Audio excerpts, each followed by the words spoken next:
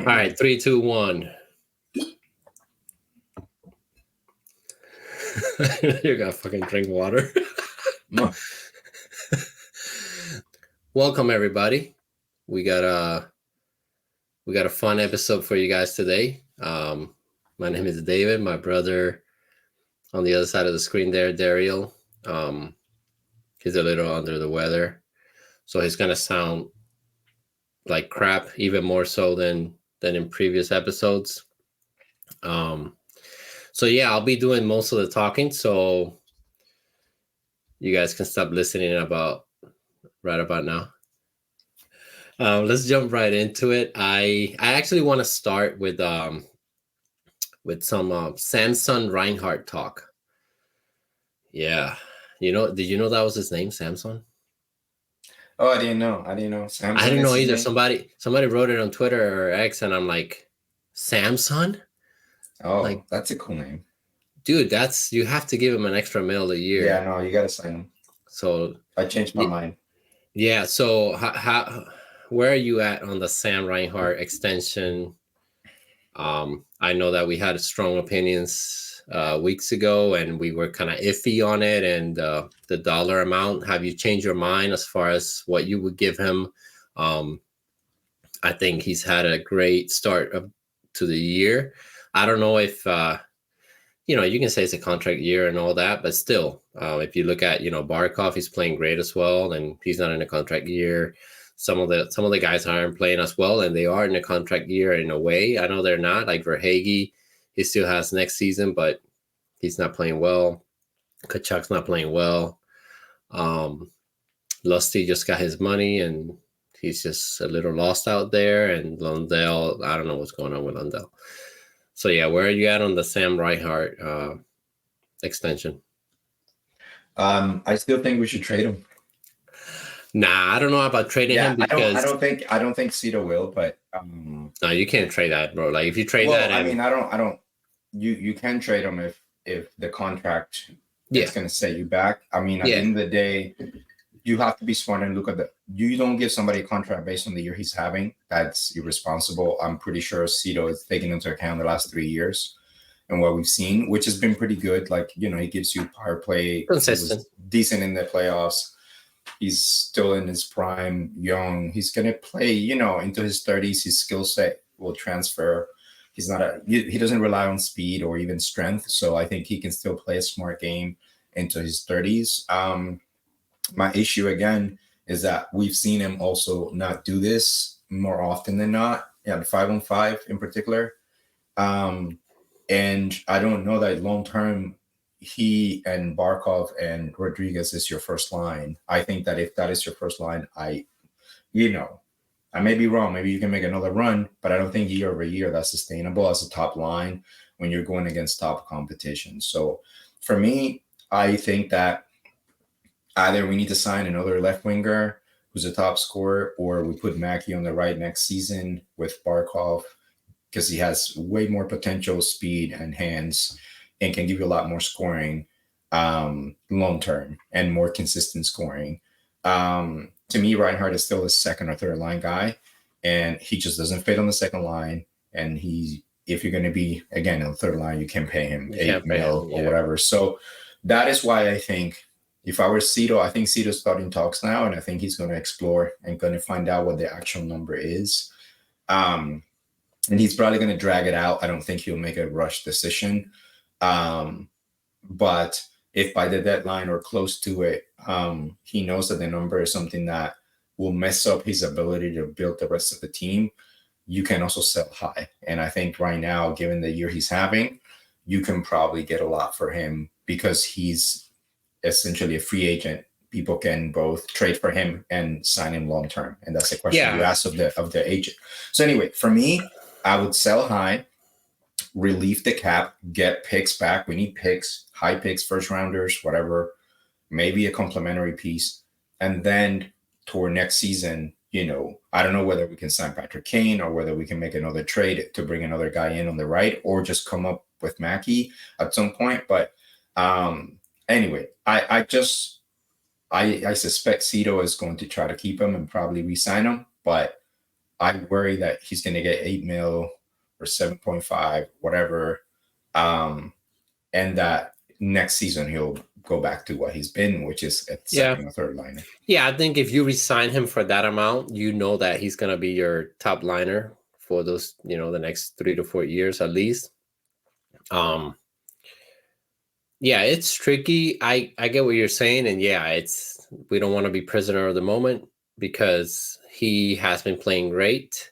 He's over a point per game easily, and he's a +9. A lot of that is that line is finally clicking, and I think the missing piece there was Rodriguez. He opens up a lot of space. Rodriguez isn't this like top talent. He's just very fast and he's very smart with the puck. He's also experienced, and he's played for top teams and in the playoffs as well. So I think that's been the main difference. And obviously Reinhardt is trying really hard. I mean, if you see him like the other day, just on the boards and everything, he's playing like a beast. I mean, you can tell he wants that money. It depends on the dollar figure and what Zito has planned for the future. I do think at some point, we have to sign the core. Like, what's going to be our core? That includes like at least 2 defensemen and like 4, maybe 5 guys on offense that you're going to have for the next 5 years to go ahead and make that run. Signings like Mikola and Rodriguez for the next 3 years kind of tell you that window. Maybe Zito's looking at the next 3 years beyond this one, or including this one, as making a cup run with what he has. If he extends Reinhardt, and we'll get into Montour next, but if he extends Reinhardt for that amount, 7.58, then you know what he's thinking. He's trying to just get a core, build a core, and keep it rolling that way. And I hear what you're saying, but it's a bit risk also trading Reinhardt and trying to find those 20 to 30 goals or 70 points next season. So I don't know how that's going to go, but I just wanted to see if you had changed your mind. But no, and I think if they keep him and they do give him the big money, then I think Verhey is gone next season. So that's the other way to think about it. Yeah, you cannot keep everybody. I mean, that's Cito. There's no mathematical way to do that. Even moving Bob next season, because he's going to have to retain money if he's going to move Bob. Even Ed Black, I don't know if they're going to try to resign Ed Black at a more affordable rate to keep him to the end of their career, or if they're going to move on. But they can start moving both of those guys next season, contract-wise. And if you get Reinhardt, if you get Montour, I don't know what's going to happen with Forsling, Bennett. Verhage and Reinhardt are going to command, I think, too much money to keep both, in my opinion. And if you do sign them both, then that means you're going to shortchange. It's going to be harder to keep Lundell. There's no way probably to keep Forsling. And then how do you rebuild your top 4D? To me, you can still keep a core and move on maybe from Reinhardt and Verhage as scorers on the wings. Wingers are a little bit easier to replace. You can keep Lundell in the middle, Bennett in the middle, Barkov in the middle. That as center is so key. Like, keeping those 3 guys actually feel to me more important. And then Ekopo, the defenseman, with Mikola and Ekblad. That's a good top 4. And then you have young guys coming up. You have Mahura that you can re-sign. Balinskis, maybe if he looks good. Like, I just don't. I agree that it's harder to go out there and get guys, and the free agents next season kind of stink right now, most of them. But there are some sellers. Calgary's going to sell eventually. Vancouver's going to have a couple of guys that they want to sell in the wing on trade. Edmonton, that might end up being like blown up. So there might be a trade or two we can make to bring wingers in. And we do. I mean, Cito does know he's going to have to rely on the youngsters next season because of the cap either way. So like Mackey will play because we can't afford to have everybody. Well, that's where I was leading into. Like, if they do resign Reinhardt before the deadline, or if the deadline passes by and he's not traded, I think there's a good chance they're working on a deal. If that's the case, the only positive out of that, other than keeping a good player like Reinhardt, of course, at least it's consistent, is that because of the cap, the next 2 to 3 years, you're forced to bring up Sordiv, Mackey, whoever. to fill in on that third line, maybe, because fourth liners you can just resign for a year, whatever. Lumber, give him another extension at the minimum, whatever. But my biggest concern, we talked in the past a little bit, is it's having a real good score on that top line.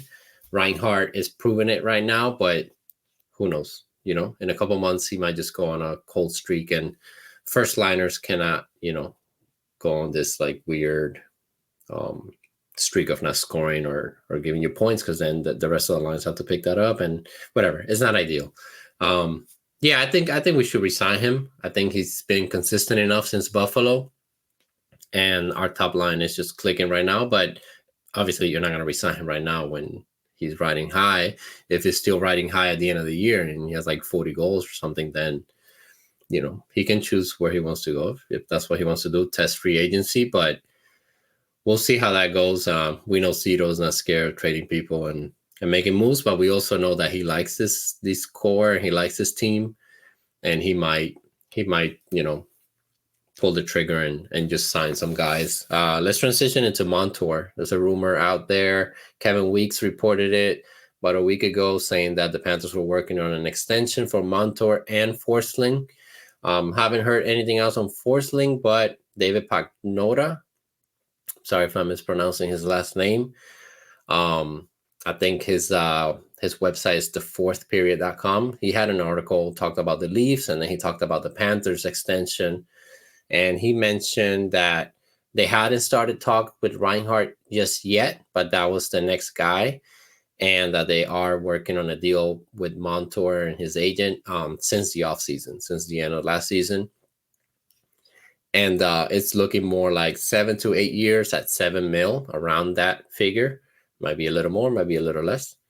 I don't know how I feel about that one. I really, really like Montour. Even on a year where he's only giving you 20, 30 points, he's still like a top 4, top 3 defenseman. He's very strong. He's very good defensively. His numbers are great. He's not one to make mistakes. He's very solid. He's what like Ekblad should have been with the scoring, plus the scoring. And then Montour obviously gave you that last season. And what's impressive about his offensive output last season is that he did it in a transition year, sort of, with Maurice coming in, and he just fit right in. I think that was the biggest thing. Like, he was one of those defensemen that just kind of understood the assignment. Had Mark Stahl on his as his pairing, which is not great, but he just made the best out of it, man. And in the playoffs, he was a beast. I mean, in Boston, against Boston, he was great. That first game against the Leafs. So yeah, I would love to extend him, and that's why like I get the feeling Cito is just trying to lock some of these guys in so that he knows how to proceed in the next 2 to 3 years. If they don't win a cup, you can always trade those contracts, $7 million a year ish.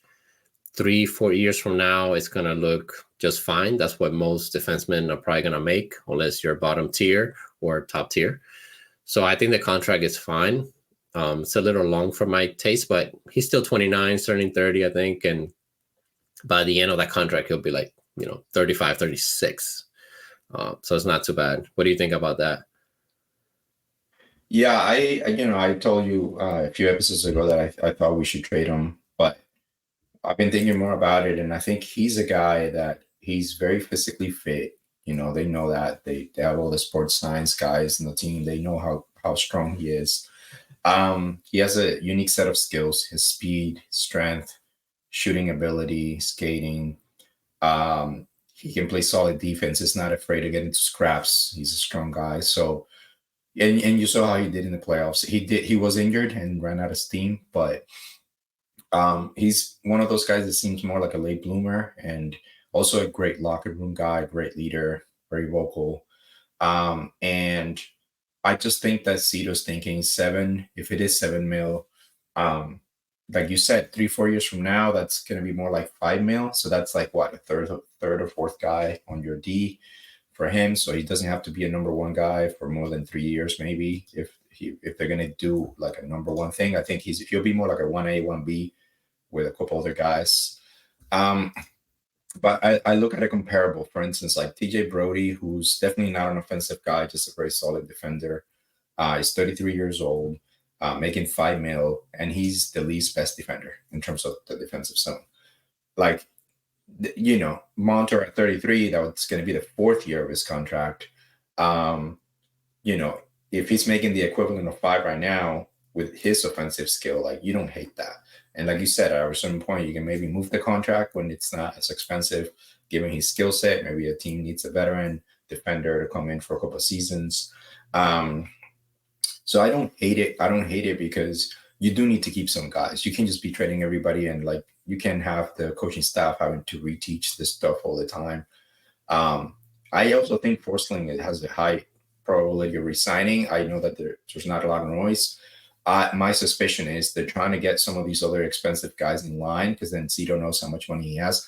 And another thing is, if Montour says yes to 7 mil, there's no way Forsling's going to get more than 6, because Forsling's good two ways, very solid, has been playing with Ekblad on the top pairing lately. But we all know that Montour last season was the real number one offensive guy, the most important guy in the playoffs. And if he's getting 7, then it makes sense for Forsling to take 5.5, 6 to stay. Now, if Forsling thinks that he could be a number 1 guy or a number 2 guy and he wants 7 or 8, then good luck in the free agency market. But, Forsling was a waiver guy making 2.6 or whatever right now. So if you more than double his salary to 5.5 or 6, I think we can keep in. I think keeping both of them with Ekblad and Mikkola for the next few seasons, if Ekblad can be re-signed for not an increase of salary, I don't think he can demand an increase. That's not a bad top 4, man. When you look at the rest of the league, it's tough. And then you have Mike Benny coming up, Evan Nels coming up in a couple of years. You got some talent on the back end that you might be able to plug in, and serviceable guys. So I don't hate it. You got to keep a core, and he's a leader. Yeah, I know they're comparable in a way. It's one of Panthers' own Mackenzie Weegar. I think he's making 6.2 in that Calgary contract. No, he's making more than that. I'll look it up. I think so. I'll look it up. Okay. Yeah, he's another guy that, if you look at his numbers, like his best number with the Panthers was 36 points, which is basically what Montour gave you a couple of years ago. So if you're looking at it like purely a number wise, you're right. Actually, 6.25. So yeah, that's great for us. Actually, Forsling should not be getting more than that. No, I saw a list, and if Montour resigns for 7, he's gonna be like one of the top paid defensemen. Obviously, you have like Dahlin and some of the younger guys that were recently signed this past year, but they're young, and that's another thing that like should help you. If it does, I don't know how true it is that it'll be 7 mil, but if it becomes something like 7 times 7, that actually helps the Panthers. Yeah, you might be overpaying Montour by $1 million, maybe, because I don't think he's going to give you the same output every year. But that also sets, a standard, right? Like, okay, you signed Barkov, 3 years ago, 2 years ago for that 10 mil, and centers are hard to find. Top 2 centers are impossible to find them near. And they take a long time to develop as well. So I understand, like, from that perspective, that the money might not be there. But I think I'm okay. If Zito wants to resign all these guys, 2-3 guys, Reinhardt, Forsling, Montour, for whatever, and that's going to be the core, that's fine. We just have to make sure that, the coaching is right, and more than anything, like the power play and the penalty kill and stuff like that. So that's a different part of the game, but yeah, we'll see how that goes. And Sergachev is getting paid 8.5 mil. He's young, 25. How much is Hedman making? I think Hedman's closer to 10. Hedman's got to be up there because he was so bad yesterday. The first Bedard goal. The defense for Tampa has been terrible. And yeah, so I was gonna say, let me see if I can see Hedman, how much he's making. Yeah, let me look at his stats. You can look up. I'll look up the salary, but But basically, man, you have Sergachev making 8.5 mil with a long contract, right? Still young. He has 60 some points last season, so a little bit less than Montour. And he's a great guy. He's a physical guy. He's got skills. Um, he's got 8 assists, no goals in 14 games, and he's minus 10 so far this season, right? And you're paying him Wow. 8.5, right? So like Montour getting Yeah. 7, it's not that bad. Like, and Montour might have a stretch like that, but Montour, he's just too good. I mean, he's had back-to-back seasons. He had 11 goals the season prior, 37 points, 16 and 73 points last season. He's played a total of like 37 playoff games the last 3 seasons with the Panthers. So, he's bringing that playoff experience now. And, when he was with Anaheim and stuff, he put up 32 points in a season.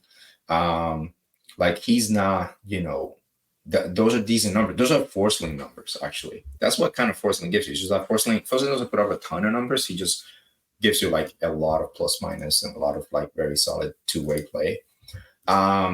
So anyway, I feel like that's what it is. Hedman's making 7.8, but he signed his deal. He's going to be a free. He's going to be coming to the last year of the contract next year, but he signed in 2017, 2018. So that's like an old contract. Yeah, 24, 25 is his last year. So next year, he was about 8 per, which is actually, it's not too bad. If you see his output, like he was a beast.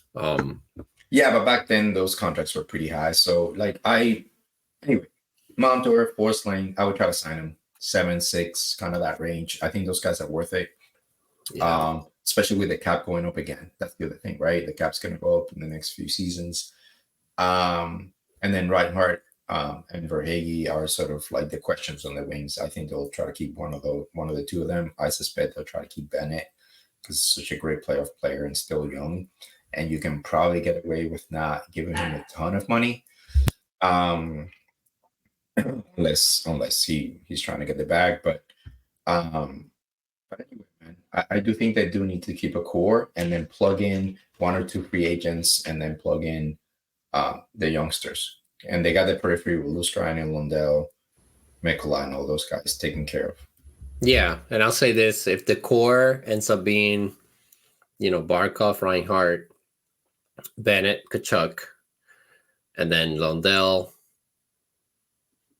let's say we do a long-term deal for Lundell, which you might as well do right now. He is a center. If he's your 3C, you can give him 5 mil.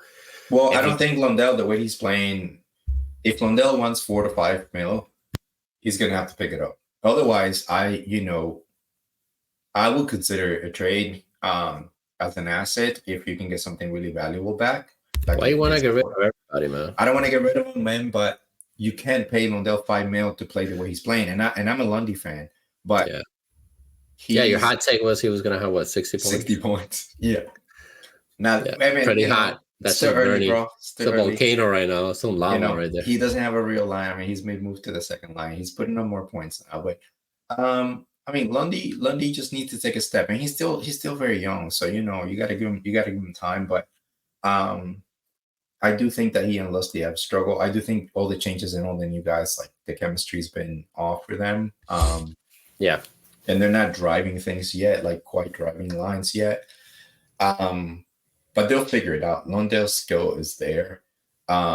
It's just that I wouldn't give him 5 right now. I think I would tell him, hey, Lundy, you're still struggling. You're still, 21? Like, let's do like a 3-year bridge deal, 3.5, 4 at most. And if you do that, then you do expect him to give you something. And then you can get the bag when you're 24, entering your prime, whatever. So, yeah. Anyway, I wouldn't overpay for him right now. I just don't think he's earned it, honestly. Yeah, he's actually 22. He just turned 22. So yeah, you're right. He is very, very, very young. He's still probably 2-3 years away from you seeing the real Lundell. Maybe a bridge deal, give him 3 years at 3 or something like that. See if he takes that. Can't imagine other teams out there would give him more than that. Considering his output is just not high enough, and he's still learning the game and stuff like that. Anyway, let's get into the games this past week. The Panthers went 2-1 from Saturday. We played the Blackhawks, Blue Jackets on Monday, and then I actually wanted to start with that Blackhawks game. I think Chicago is actually a little bit better, maybe than what was advertised. I think that they really just have one line. But just watching them play yesterday against Tampa, they're very fast. They have a lot of young guys. They have a little bit of tenacity. Like they play well. They're well coached at the very least. So that loss, it was a bad one, but I don't think it's looking that terrible. And considering, we just have to keep in mind to not overreact to these games without Montour, Ekblad, and Bennett. And I think Bennett's a big piece there when it comes to the offense, because that's where I think they're struggling in. I know we kind of agree there. The offense is just struggling. You can see it against the Blue Jackets, going up 3-0 in the first period. Amazing first period. Hit the post a couple of times. Lundell could have scored. Lawrence could have scored. And then the game it's the NHL. Teams come back all the time and tie it.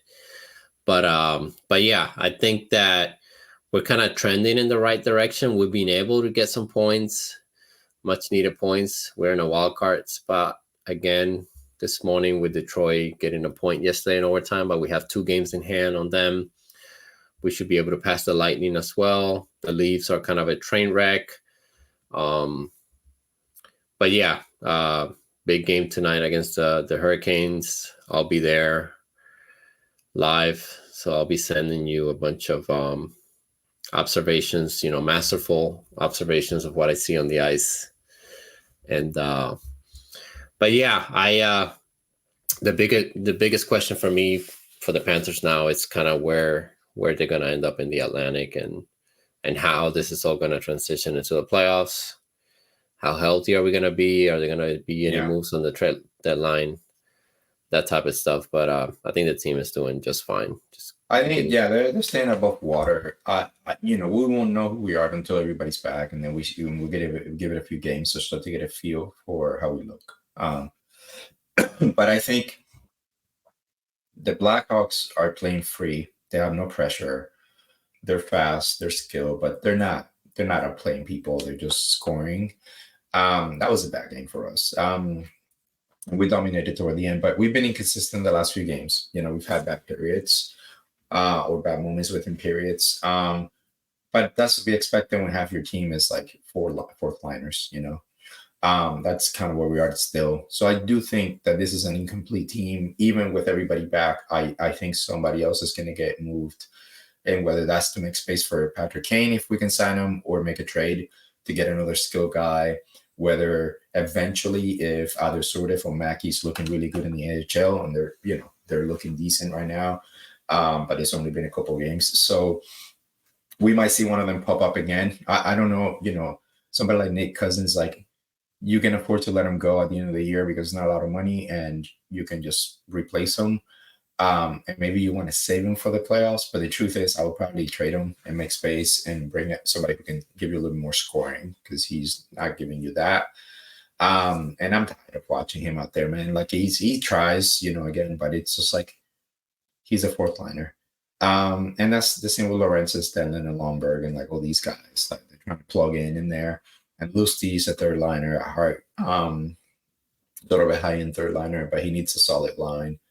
So anyway, some rough starts. Verhaeghe has been a train wreck. I mean, he's been really inconsistent, a lot of turnovers, not moving his feet, not making space to shoot. He's getting a lot of shots blocked. He's turning it over. He's been demoted by Maurice. Maurice critiqued him publicly, saying that, like, good for him on the overtime goal the other day, but like nothing else had worked. For him, Kachuk also is not scoring. He's forcing it too much. So, I would like to see more consistency, a little more scoring. But I am happy that Mikola and Kulikov have really provided some offense and defense. That pairing is getting better. Let fewer mistakes from Kulikov, fewer penalties the last few games. Mike Riley was a mess, so I don't know. I would just go back to Balinskis. Yeah, Mike Um, Riley's not gonna play again. I mean, he might. I don't know if Balinskis is injured or if Maurice is trying to keep him motivated, but he was a mess last game. He was one of the worst players on the ice, statistically, and turned it over. And like anyway, I know he hasn't been playing, but I do think he'll be the first to go when the guys are back. Um, so yeah, I like that the defense has been solid. OEL and Forsling doing pretty good. Given especially OEL getting all those minutes, he's not been a disaster on defense. He's been pretty good on offense. And Forsling is a lot stronger the last few games because he had a slow start. So the D's is good, and I think we'll be very deep once everybody's back. And the second line will be figured out once Ben is back, but injuries are going to continue to happen. So I do think we need another winger who can score because scoring has been an issue. We're not getting a lot of chances on the rush. We're not getting a lot of speed. Yeah. I know a lot of that has to do with Montour and Edblack breaking out of the back, whether it's passing or joining the rush, because both of those guys are actually really good at that. And the guys we got now, they're not so much. But it's been kind of a slog. It's not necessarily the prettiest hockey. But we're winning, getting the points, and I think tonight we're gonna see a pretty good effort, hopefully, against a team that's gonna want to come for us. Yeah. So I think we're doing what we need to do. We got to stay a little bit above 500 until everybody's back, and it seems like maybe in the next week or two, that's what's gonna happen. So. Yeah, it's I do agree on Forsling. He has looked a lot better. He has a great shot. He has I think the hardest shot for the Panthers the last couple of years, with those new metrics coming out of NHL Edge and the top skaters and all that. Hardest shot, he was in there. Yeah, Jameson just said that Bennett is practicing in a regular jersey this morning with the guys. So I don't expect him to play tonight, but he'll probably be back next week. If he can get a couple practices in during the week, he might be back next weekend. So that's a great sign that he can, absorb contact. Well, they're home for a couple of games and they'll finally get to practice because they've had so much travel. You mentioned the Caps game, like maybe all that travel back and forth. Yeah, it was. They looked out of whack, out of rhythm, and I think they haven't practiced for like a week. And even tonight, man, like, dude, they played away at Chicago, home at Blue Jackets 2 days later, a day in between to travel, then go back, and again against the Caps, and now you're back home. So that's now they're here for 2 games. So I think they'll practice tomorrow, which will be good for Bennett too, because today's not a full practice; it's more of a skate. So he'll get a full practice tomorrow. He definitely won't play the next couple games, and then after that, they travel out to the West Coast. So I'm pretty sure Bennett's going to travel with the team and probably get a start somewhere. During they're not going to rush him, given that he got re-injured. So I do think he'll probably play one of the latter games on the road trip. And I think the same will be for Montour and Edblack. If they can sneak in a couple of practices over the next week, I think, either toward the end of the trip or when they're back, I think we might see everybody, not necessarily at the same time, but anyway, Ben is already skating. He's probably going to practice tomorrow. And who knows? We'll see. If he's feeling good, they might sneak him in pretty soon because they need him. But yeah, the teams, the systems are strong. Offense, defense, the metrics are really, really good. So that's a strong system. That's a good player team. Bob hasn't been a complete disaster, even though he still does Bob things here or there. I'm sure Stollers is going to get a little bit of games now on your trip. And Knight's been looking good in the AHL. So, and the Checkers play tonight and tomorrow. So I'm sure Knight's going to start. So anyway, things are good, man. And so I feel good about the team, and I feel good about what's happening with the kids too. Like Manning is having a really good year with the Checkers. McAllister's still almost a point a game.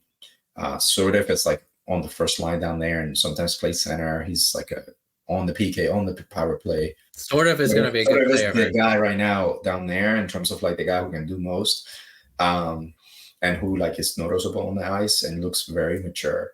Like sort of on the ice looks like a veteran right now. Yeah, I told you live that first shift he had, he was great, man. He went on the attack, and then right away, as soon as the puck turned over, he just skated, put his head down, skated all the way back. And he's not even a center. He wasn't a center in that game. No.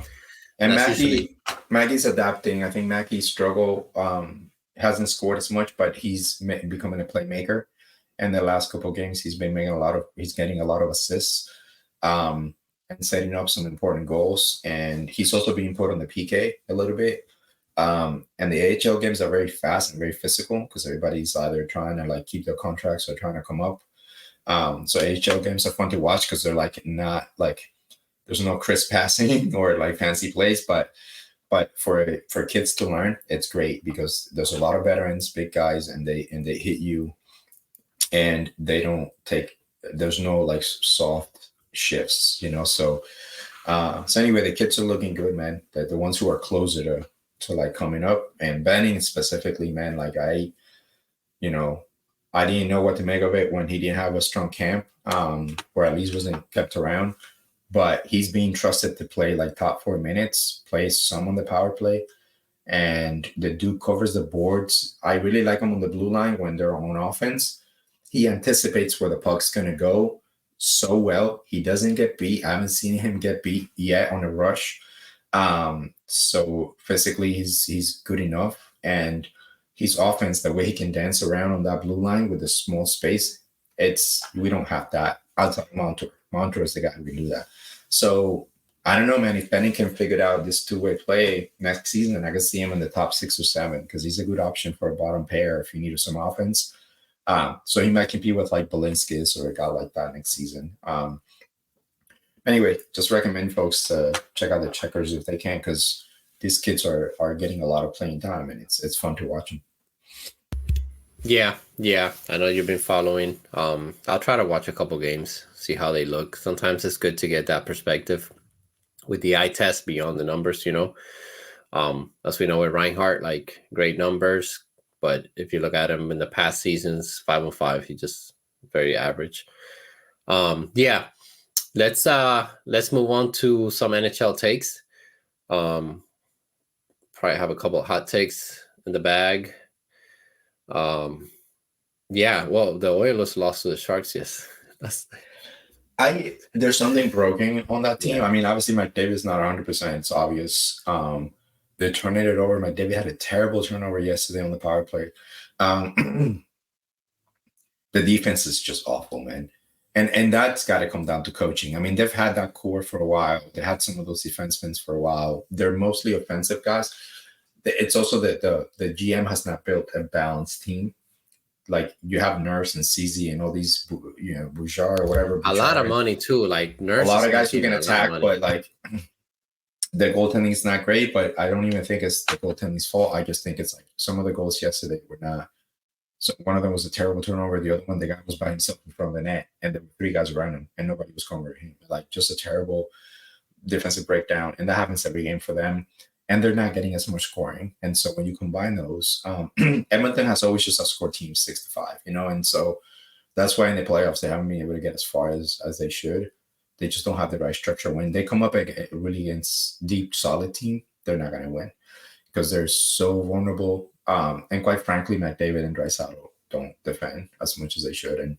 And the coaches, you know, let them free flow and just rely on the skill. And like, that's not how the champion teams play. That's not how Crosby and the Pittsburgh Penguins. It wasn't just about Crosby dancing around people. It was like a really structured game. The same with Boston, the same with, you know, Tampa. So even Colorado.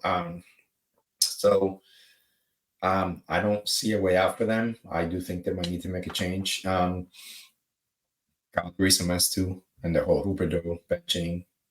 I mean, we kind of knew this about Huberdeau. He's not he's not a leader. He's not a real guy that you can trust. He's a winger who can pass, and he's older now. So I don't see a way back for Huberdeau unless they give him the right wingers. The right line, the right center, and that's going to take a while because, you know, they're talking about, maybe bring Duclair to play with him again, and I'm like, get out of here. That's not going to help as much as you think. No, and it's like someone on X was like, he's a system player, and because a lot of Panthers fans were like, bring him back, you know, for whatever, half the money, whatever, retention, blah blah blah.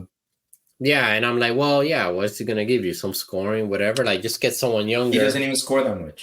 Yeah, and the thing is, like, In the playoffs, you can be trusted. He yeah, can defend. he's not good in the playoffs. And my biggest thing with him is it's just weird, man. Like, if you actually look at his trajectory, he's always been a really good assist guy. He's a great passer.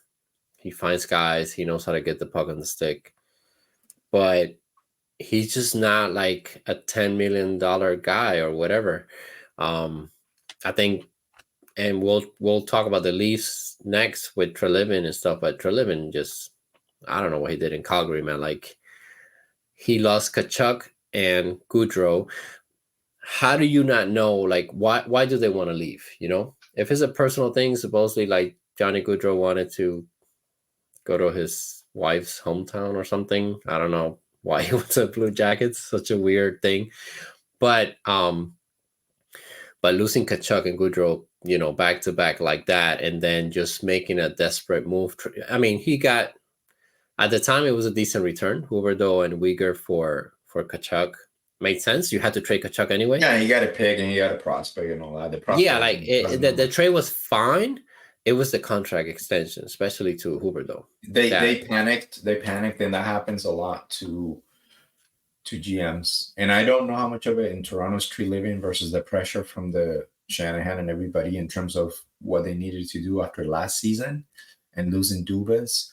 I still think that they went after names. I really do think like the Klingberg thing, Bertuzzi, Domi, that was all names because Klingberg is a known defenseman, was great once upon a time, made the finals, can give you offense. But there's no way that Treliving, his staff didn't know that he's one of the worst defenders in the league and will continue to be till he retires. And then that would have been an issue. And then that Tony and Bertuzzi are not good defenders, that losing all those guys that they lost who are really good defenders, you're not compounding that with bringing guys who won't defend and just give you bad penalties.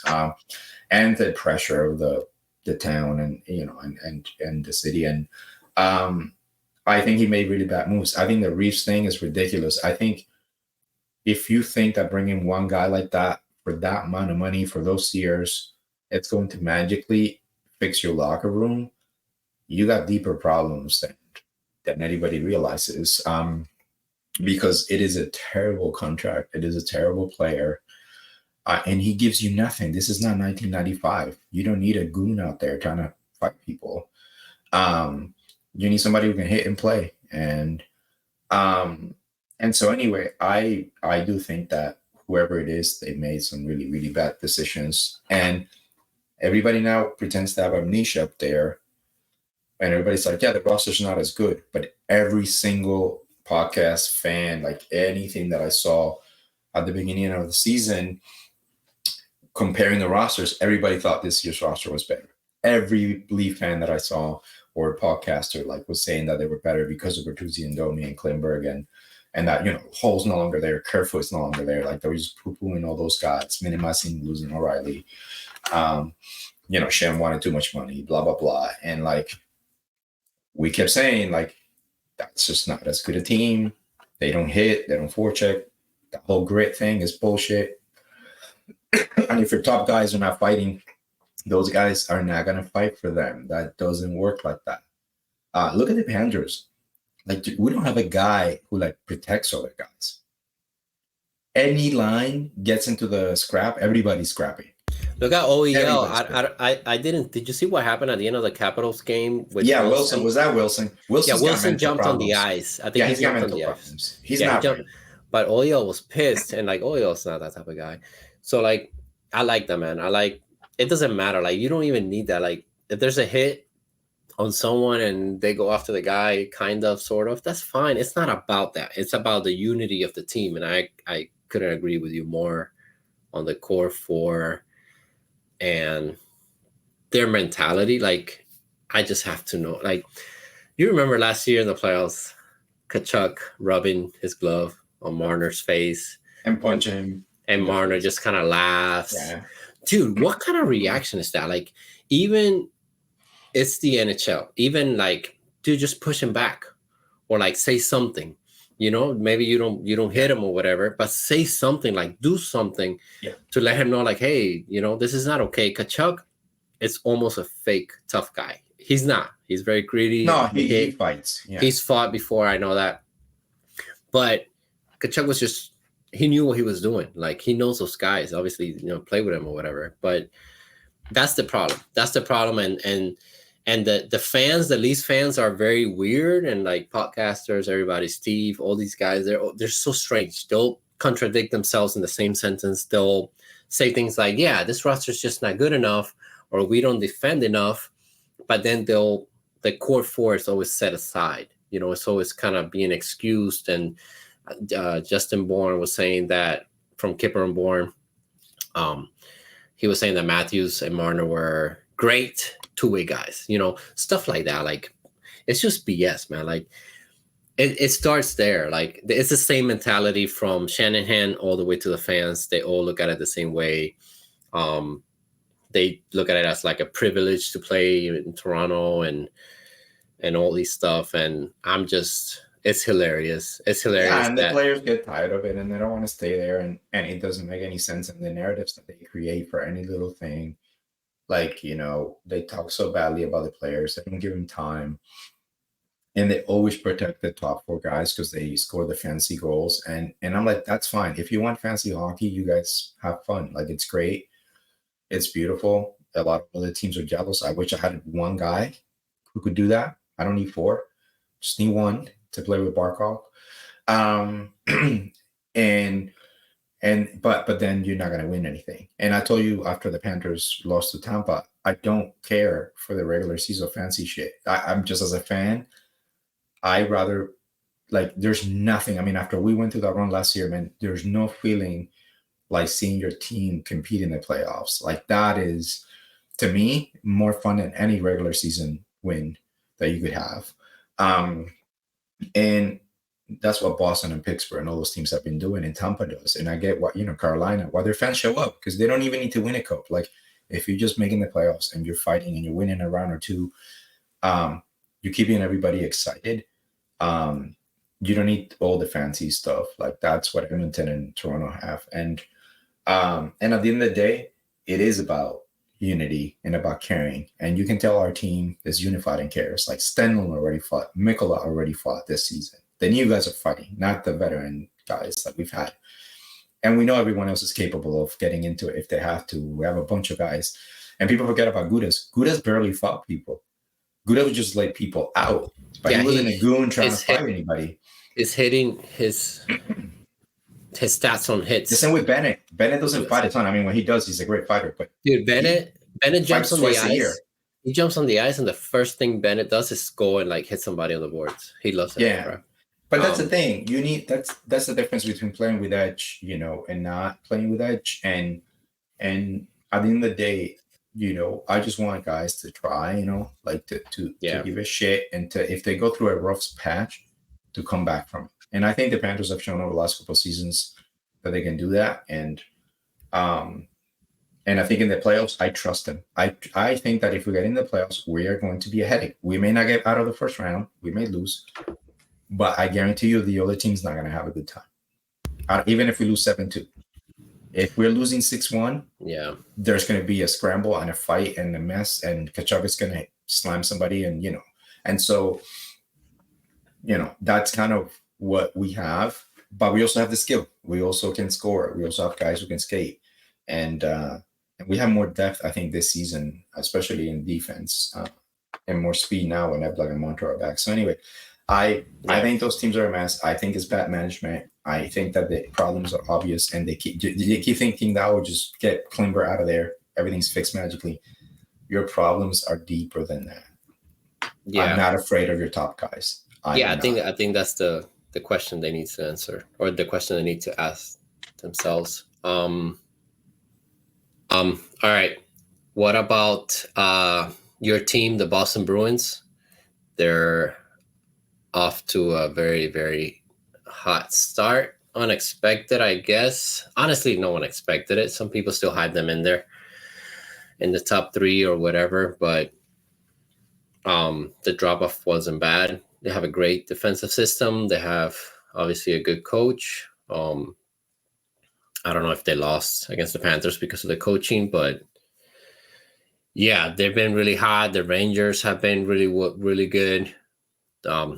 Hurricanes have picked it up lately, but they're allowing goals like they haven't before.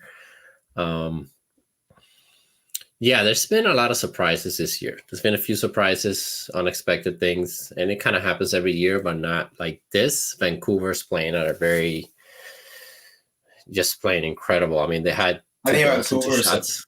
I think it's a bit of a mirage. Yeah. Their underlying numbers are not good, and they're scoring at a way too high a rate, and that will cool off eventually. I think it'll be enough to get them to the playoffs because of the talent.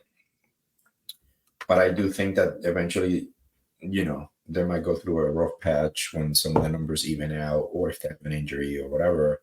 And I don't know. I think when the numbers aren't as strong, I think that and they're getting outshot a lot. They're just scoring at a high rate. And Demko's a really good goalie, but I don't know that they're going to make a run. I may be wrong, but I don't know that they have they're playing hard. They're playing fast. They're forechecking.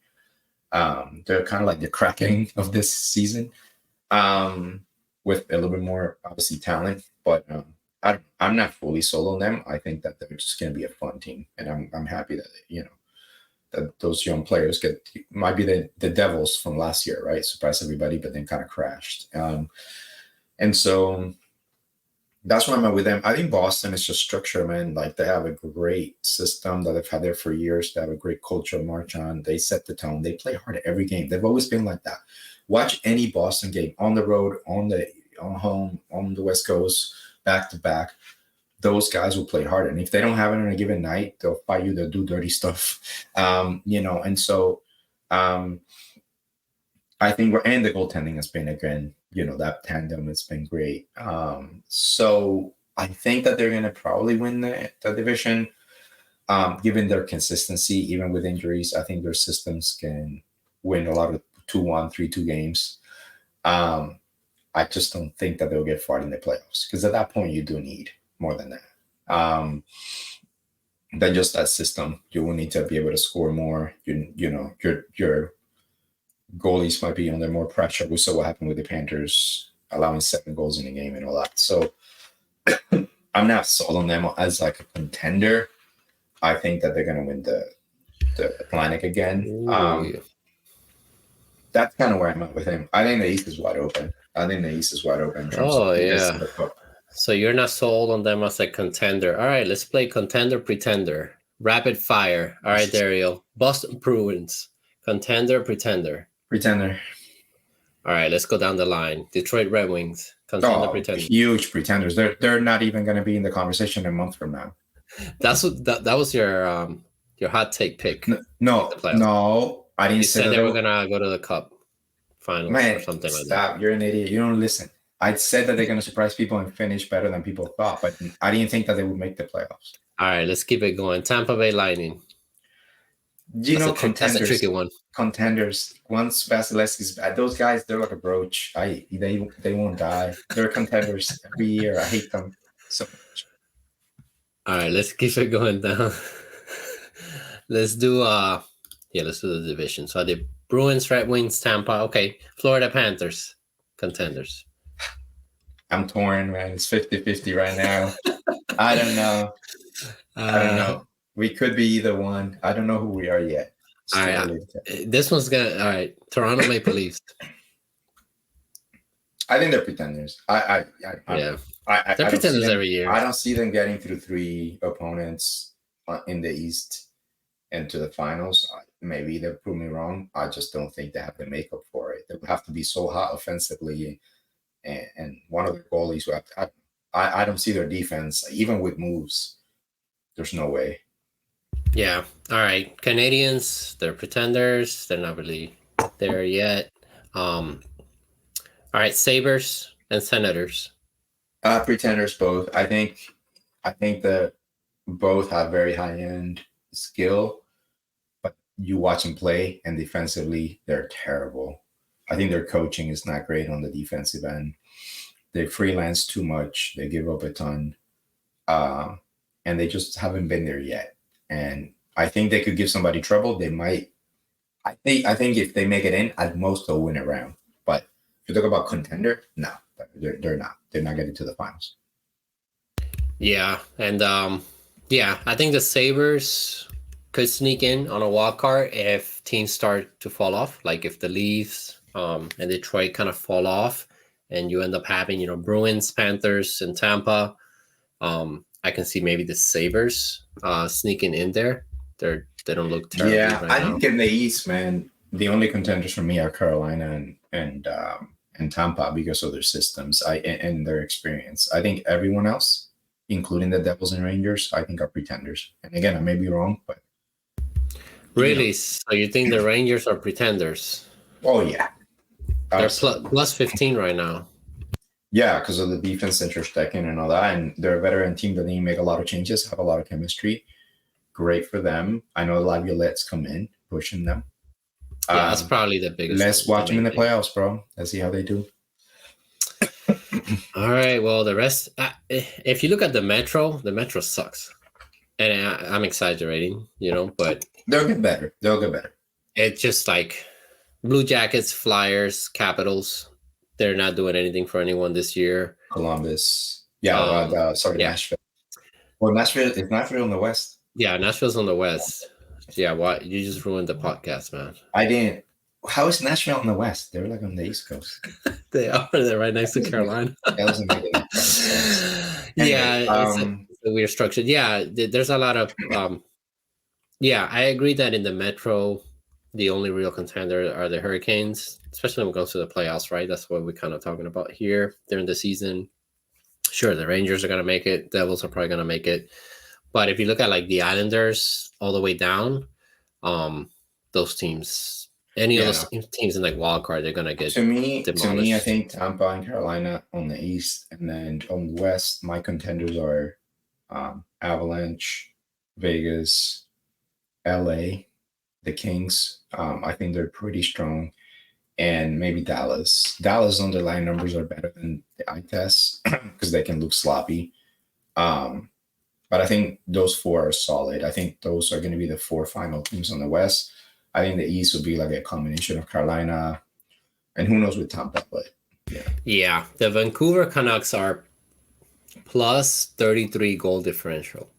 I know some of that is Demko. He's actually been amazing. But yeah, they're overachieving, man. They have a more positive differential than the Bruins, and the Bruins are pretty high.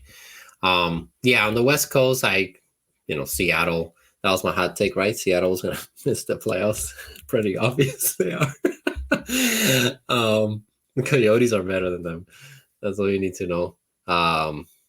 Yeah, I mean, on the West Coast, I think the Kings are the real contenders there. They lost last night to the Penguins, I think, and the Golden but they have played the Penguins. They are short by a lot.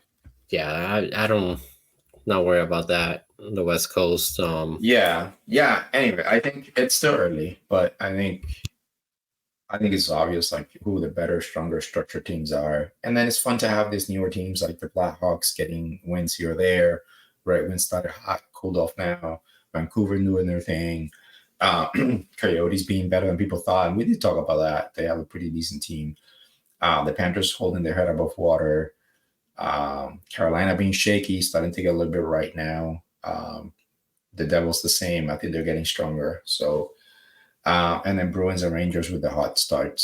So then the Leafs telenovela, like that's just it couldn't have gone any better. And I do want them to make the playoffs because they're much more fun when they're in the playoffs and they get their hopes up. Then, if they miss the playoffs, they're gonna blow it up. But I hope they sign Nylander. I hope they keep making the same mistakes until those guys retire or leave because it's hilarious. It's really fun listening to those podcasts after a loss. It's just the sky is falling. It's just think about the Panthers. You have a bad game, you're like, man. Then you come back the next game, you kind of win it. Then the next game, kind of so-so, and you kind of win it. And we're just happy to be 7-4-1. And I know we have Yeah. guys on a lot, but like, I don't know. We never like go too far. Even last season, I know people wanted to fire Maurice, but I kept telling you that's asinine.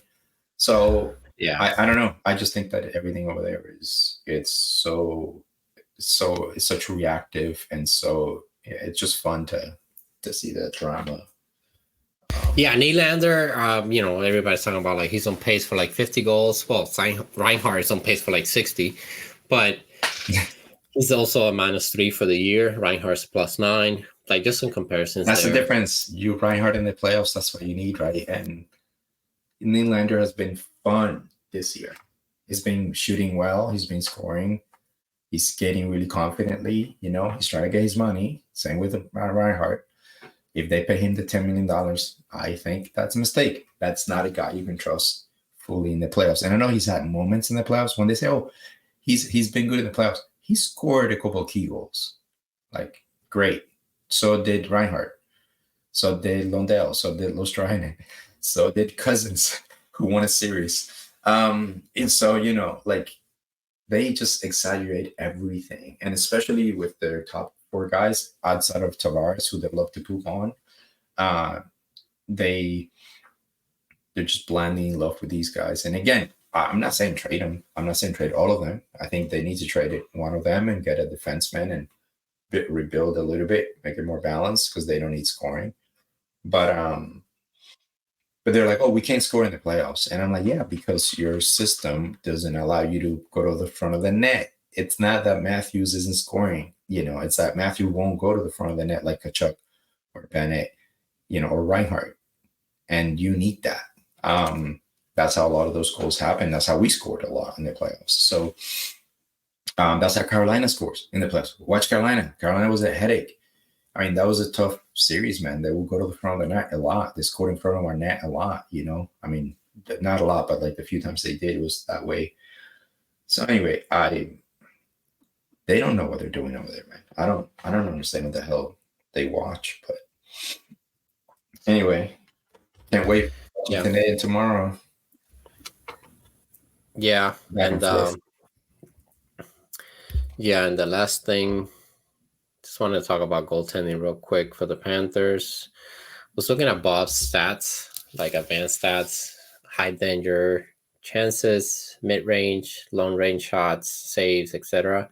He's above average in all those categories. He hasn't been terrible. He just gives you a couple of bad games every so often. And you can kind of tell with Bob right away, like in the first period, whether he's on or not.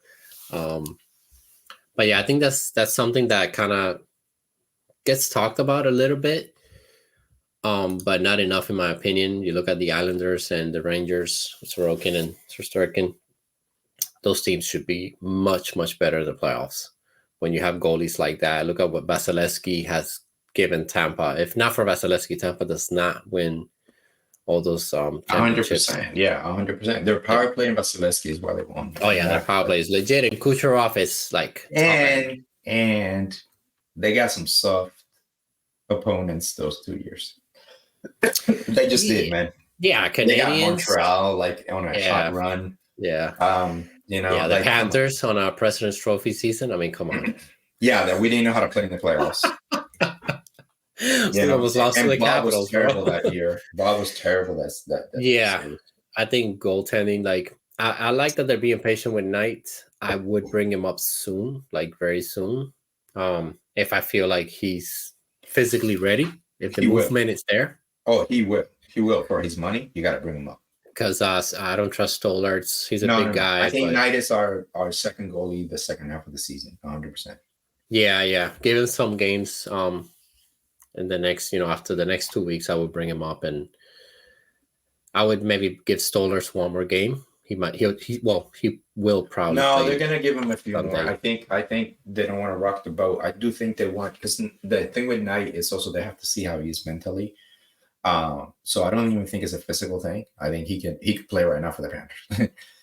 He's had a shutout, I think, in the AHL. His save percentage is pretty big, pretty good. I think it's more of like they want to give him a long runway and just see how he holds up. Maybe if he even has a bad game, how he comes back from it. I know obviously he's been diagnosed with something specific, so it's not like it's not depression or whatever. But I do think that they're just trying to make sure that he can be relied upon.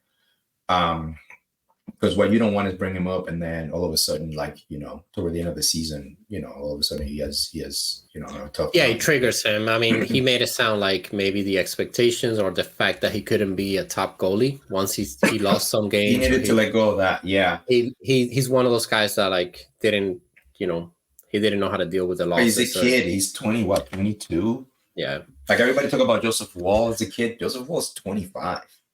Like, the night as a kid, Yeah. He's 22. Yeah, man, he's so young. I remember when they drafted him. And he's already been great. He's already shown he's got the skill. Yeah, he'll be good. Great. So he'll be good because he's not this like humongous goalie. He's not a small goalie, but he's also like very good side to side. His biggest weakness is coming out of the crease and facing that shot. He always gets beat right under the glove. That in between the pad and the glove is probably the hardest thing for a goalie, in my opinion. I know it's probably not on stats, but yeah, that's how, when you like OEL scored against the Capitals like that first goal, it was right over the pad. Like you have to have your glove up high and your pads down low. So you got to trust his instinct and speed. Like Marc-Andre Fleury wasn't the biggest guy, but he always relied on his movement, quickness, and reflexes. So now you just got to work on the reflexes. And, he's been out of position. At times he looks a little bit lost on rebounds. Like his focus seemed off. And maybe that was part of the issue with him, the mental aspect. But remember last season, like he would stay frozen and the puck would be like literally next to him. And then there was scoring a rebound. And he was like, dude, you're not even looking for the puck. And you don't even have it in you. You just like, you made this stop and you froze. And it looked off. And so he's not looking that way in the AHL. So if you watch a game, I don't know if he'll play him tonight, but he looks pretty on. So, and he's kind of a mess down there. The defense is not great. So obviously, allowing goals is not the worst thing. You just want to see if he's, being solid. But I think he'll come up and, he's our goalie of the future. He has to be for that money, for the age, for the investment. At the very least, he's going to be a part of a tandem, once Bob is gone. We might get another veteran to be like 1A, 1B, but the investment's already there. So he's coming up again. I don't think Stollers is our long-term backup. I don't think that's the plan anyway. So maybe the Leafs can get Stollers. I know they like already sending Samson to the AHL. Yeah, let's see when they bring him up. All right, I think we'll wrap it up there. You have anything else you want to get off your chest? No, I'm going to have no voice the rest of the day. Thanks to you forcing me to do this thing. Well, I just did your wife a favor, so. Yeah, I'll have to talk. Well, I have games to watch today, so.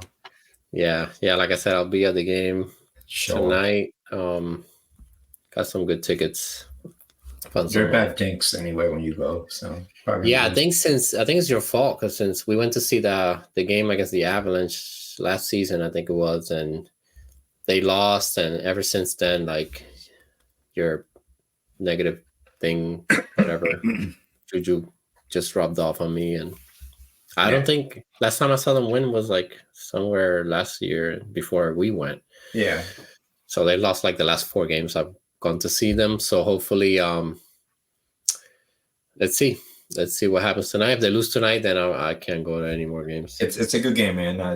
Carolina's going to be pissed, and so it's going to be a very energetic game. I think we'll be up for it because we'll know that they're coming for us. We have good games against the Bruins and Leafs this year, so yeah, I think we'll be fine.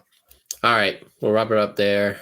All right, guys, forget to subscribe. We'll keep putting out weekly content throughout the season. There'll be some changes, maybe halfway through the season. We might do our best to give you guys a little bit more throughout the week. But yeah, don't forget to subscribe, hit like on the video, and we'll catch you guys on the next one.